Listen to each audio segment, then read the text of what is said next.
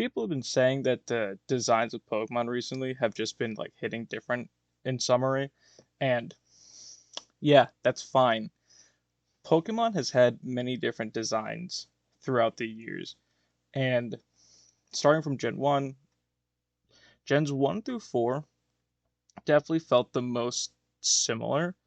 Gens 1 and 2 obviously being on Game Boy, Game Boy Color. Gen 3, the big departure and taking that first step. Like if you look at Blaziken and Gardevoir, they're more humanoid. Uh, Probably a little bit more humanoid than say Machop, Machoke, maybe. I don't know. But that was a really big departure for the Pokemon franchise right there. And then on top of that, you got Gen 4, which even took things a step further in some cases. I can't think of anything right now, but that's because not really feeling good today. So I don't. Well, I'm not gonna think too much. I'm just gonna rattle on. Uh oh yeah, then Gen 5 came out. Yeah, nobody liked Gen 5 designs when they came out. But looking back, somebody loves those designs. I've met a guy who loved Garbodor, and ever since that moment, it's like, yeah, this Pokemon that I don't like, somebody else, somebody else out there in the world is gonna like it. And that was enough for me to realize that they're good enough. Now, my opinions on these couple of the designs from Gen 5, like the what's it called? Vanillite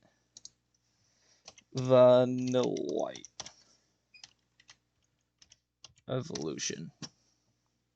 Yeah, because you have Vanillite, which I thought Vanillite was fine. I thought it was cute.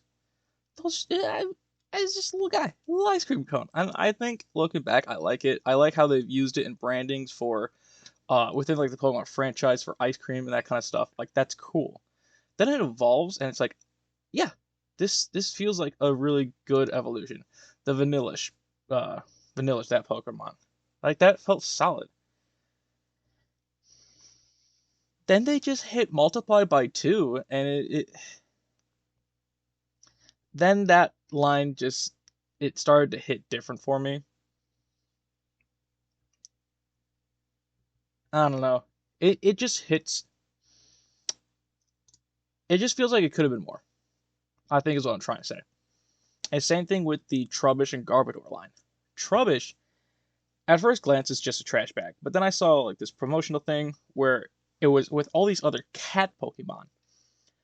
So that would imply Trubbish is a cat. And actually, street cats are a thing. Takes place in New York. It's probably a street cat that disguises itself as a trash bag, which I'm pretty sure that was the inspiration. But A, that doesn't come across at all. And then it evolves into a just a bigger pile of trash. And so that inspiration of it's like this animal disguising itself, or not animal, I guess monster disguising itself as a trash bag in sort of this mimic type of way, it doesn't come through. And there's so much you could have played with there, like with the trash panda thing. You could have had like this raccoon hiding in a trash bag, and all you see like the arms popping out of the trash bag, and because Trubbish looks like a rabbit, looks like a little bunny with little things on it. They've got the got those little things on it. So what I'm thinking, you just because those could still act as ears, but maybe give it something else to further imply the inspirations behind the Pokemon. Just develop the idea more. The biggest thing is that since Gen 5, it's felt like some of these Pokemon aren't feeling or aren't reaching their full potential as Pokemon, as what they could be. Because there's this Vanillux. It's a forgettable Pokemon, and I think it's because it didn't reach its full potential. Garbodor, I think part of the reason why people hate it is because it feels like it could have been more.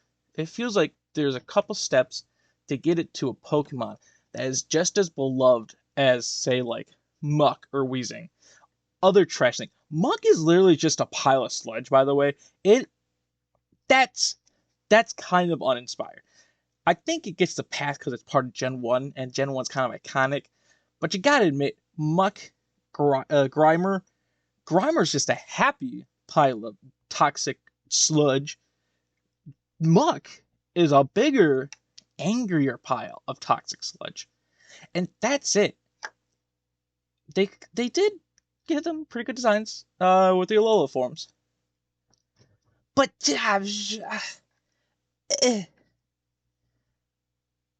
at least there was something behind it.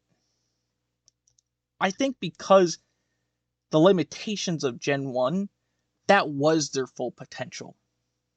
That's all they could be.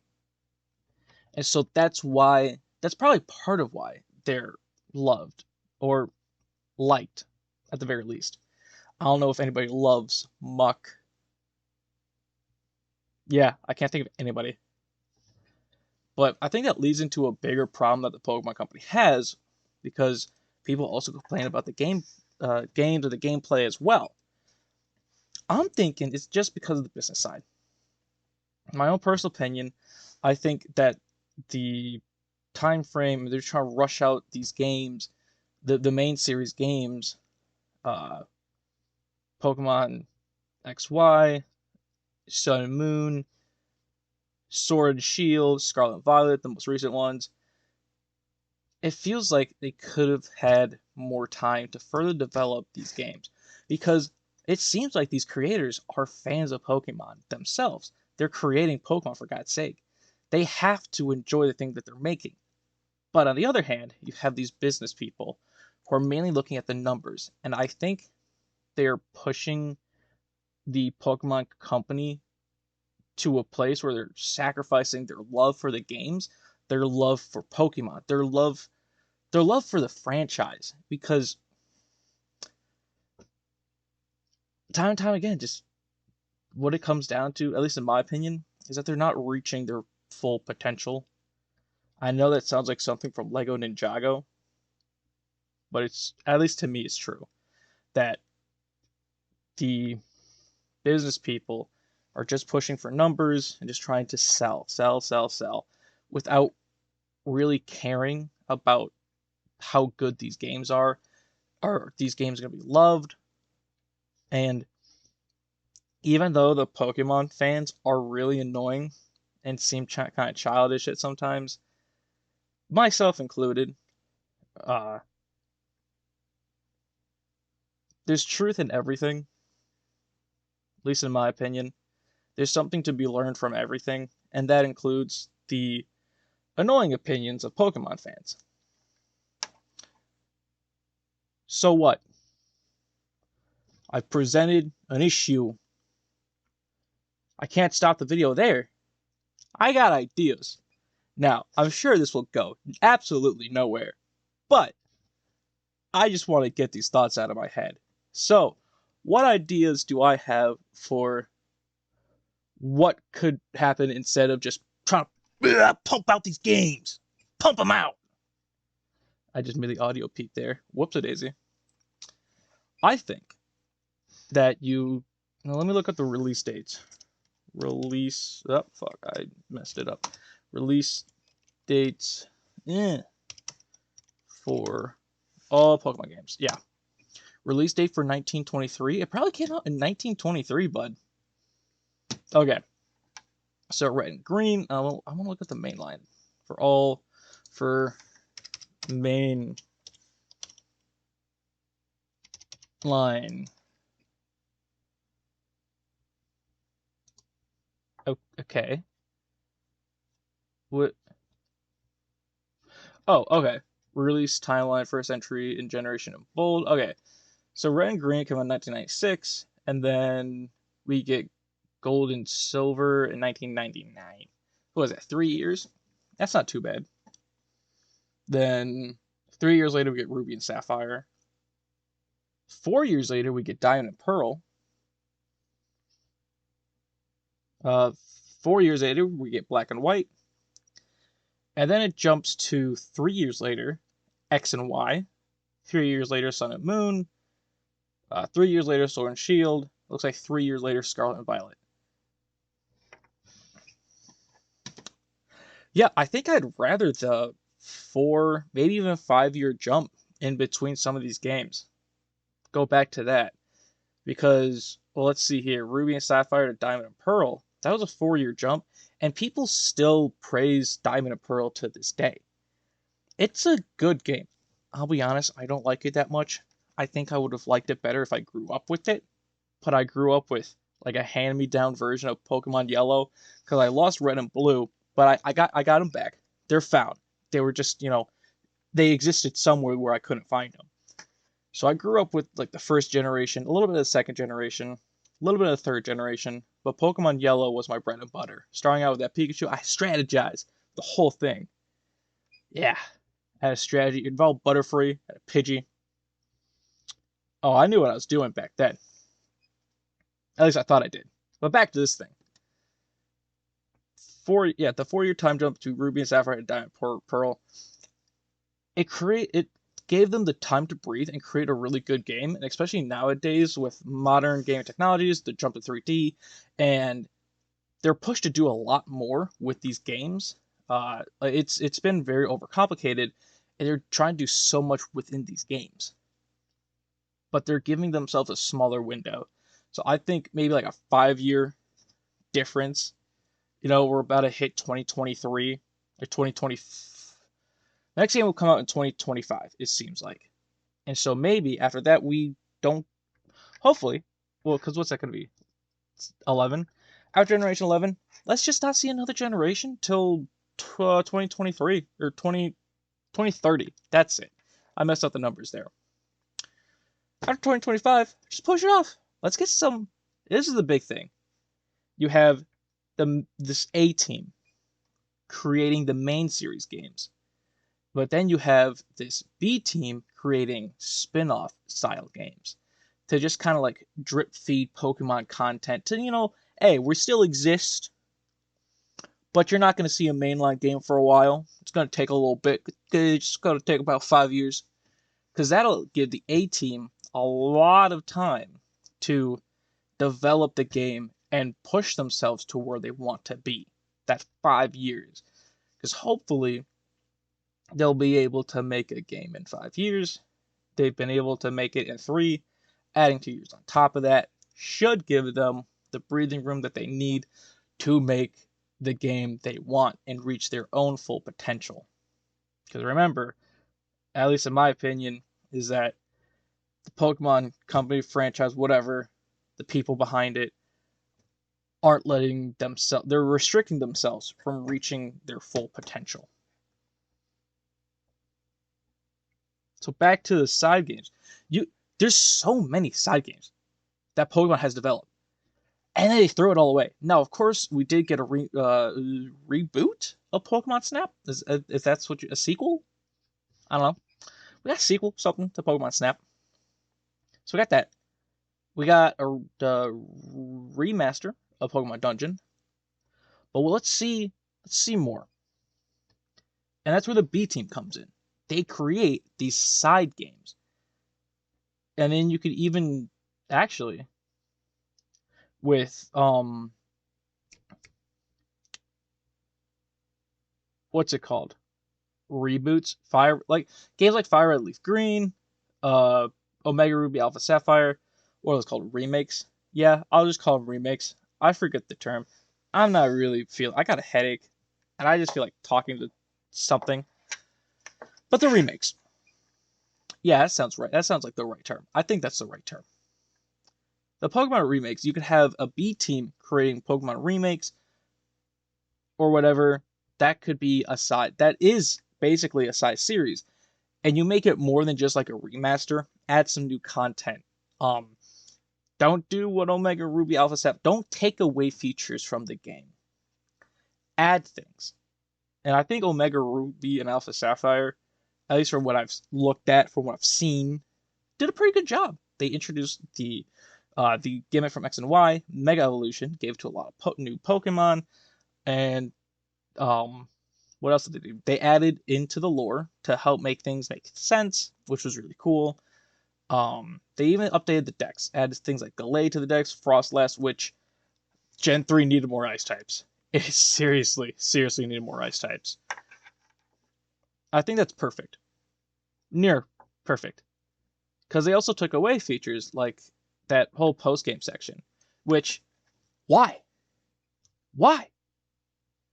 The post game is the perfect opportunity to teach younger players strategy, competitive things, teach them about IVs if they want to learn more about Pokemon, the game you're making, then why not put shit in there, get these younger players, get these newer players to do something, to learn about the game that you're making. It seems like such a simple idea. But I don't know. I'm not the Pokemon company. I don't know what their thought process is behind these games. Um, yeah, but the post game is great for like with how they did with Pokemon. What was that called? I don't remember what it was called. I still don't feel. I still have a headache. I think I might be giving myself more of a headache. I don't know. I should drink water actually.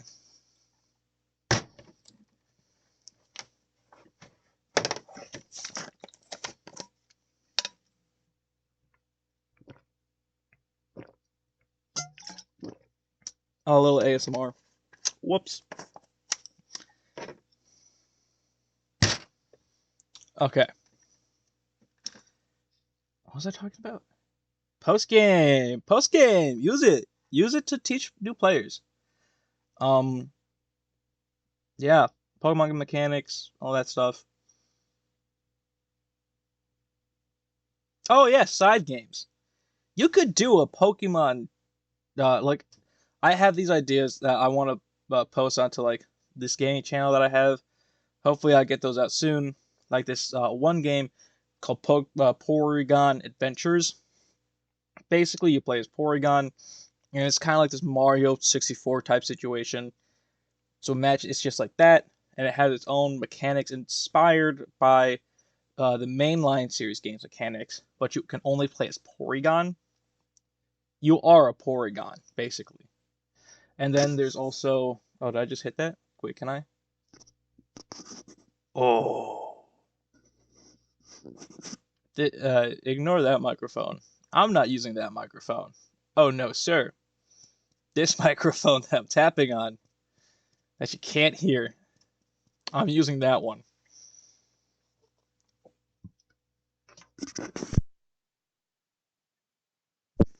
I had to burp. You could also do a party game. I think Pokemon has the opportunity to do a really good party game where the goal is to just win a bunch of battles. You're going around the board. Going around the board would be used to prepare, in a sense, for battles. Maybe have some mini games or something akin to that. But you're preparing for these battles that happen in between turns of going around. Kind of like in Mario Party, you have the mini games in between going around, rolling the dice, going around the board. But for this Pokemon one, you would have the battle, and every once in a while you have something different. I won't say, because I do want to make a video about that game as well, that game idea that I have. What was I talking about? Oh yeah, I want to make a video for that one too. But I do want to just say there's a lot that the Pokemon Company could do. They even recently been making side games.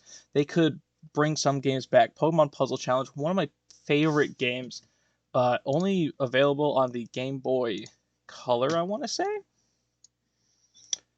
Um, yeah, Pokemon Puzzle Challenge, Pokemon Pinball, also banger games that they just stopped. Don't know what that's about.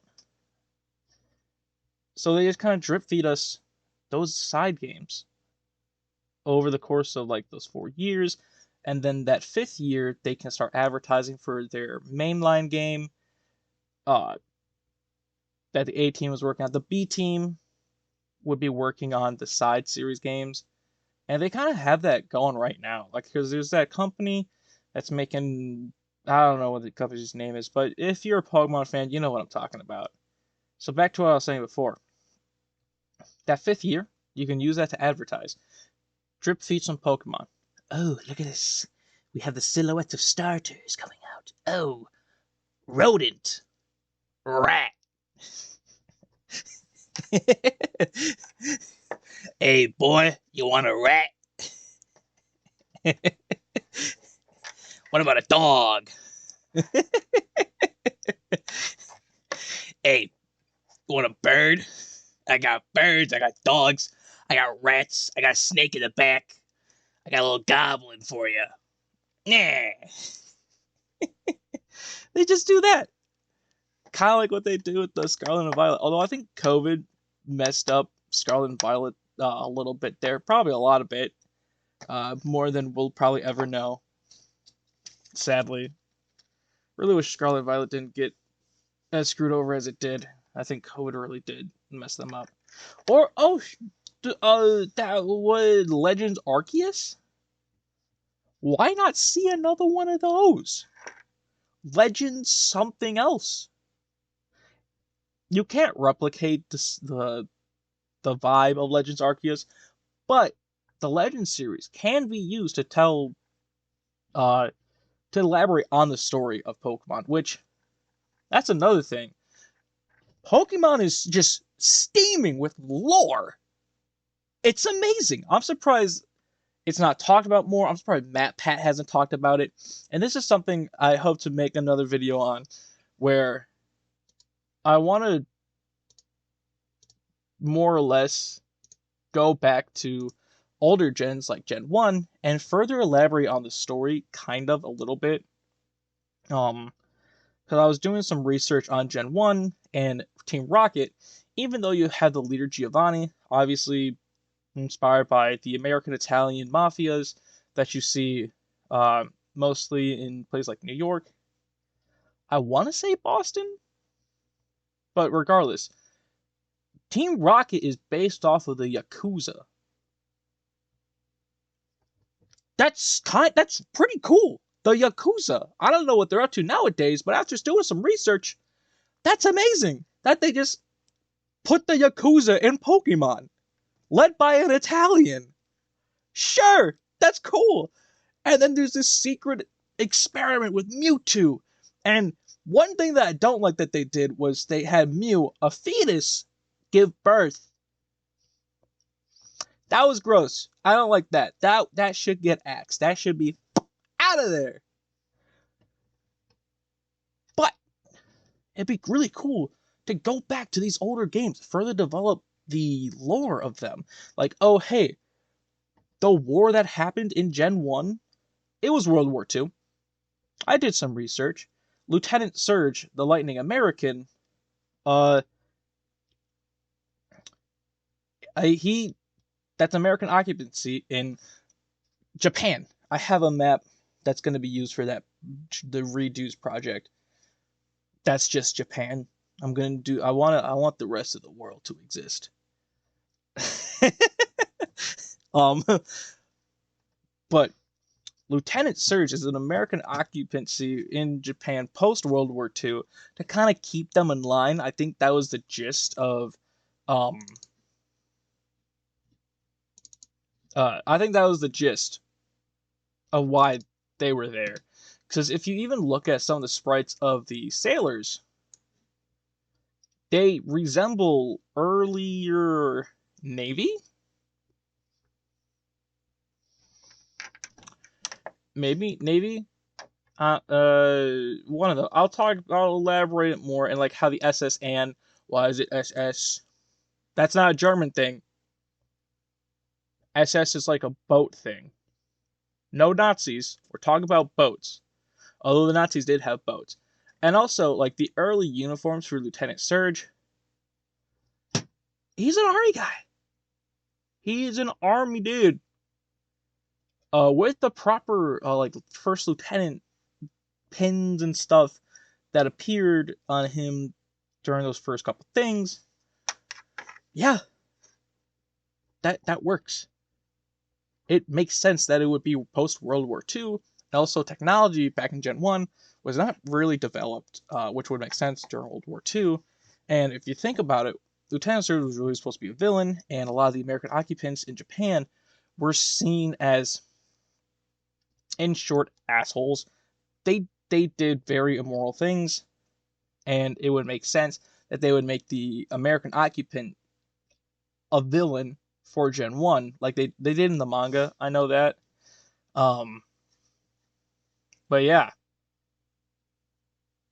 And then, oh yeah, also Giovanni's like whole story about wanting to create Mewtwo with um Blaine and Mr. Fuji, like that's such a good just telling of, especially for a war. That's such an interesting story to tell, as like they're trying to create a powerful weapon to be used in the war by making use of Pokemon, almost like a nuclear arms race where Japan is involved. That's so interesting.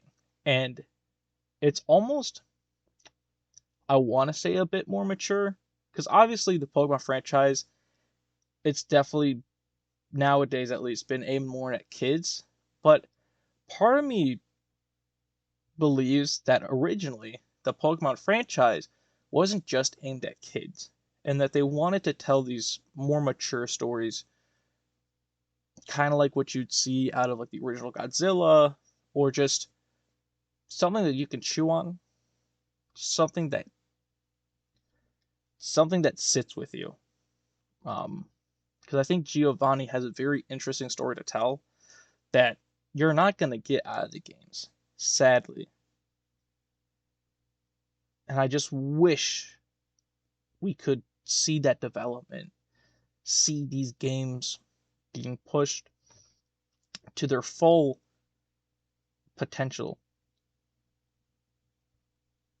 But I guess it's kind of been like that since Gen 1. Maybe the Pokemon franchise hasn't changed that much. Because now that I think about it, even back in Gen 1, it took the manga to reach the game's full potential. It the games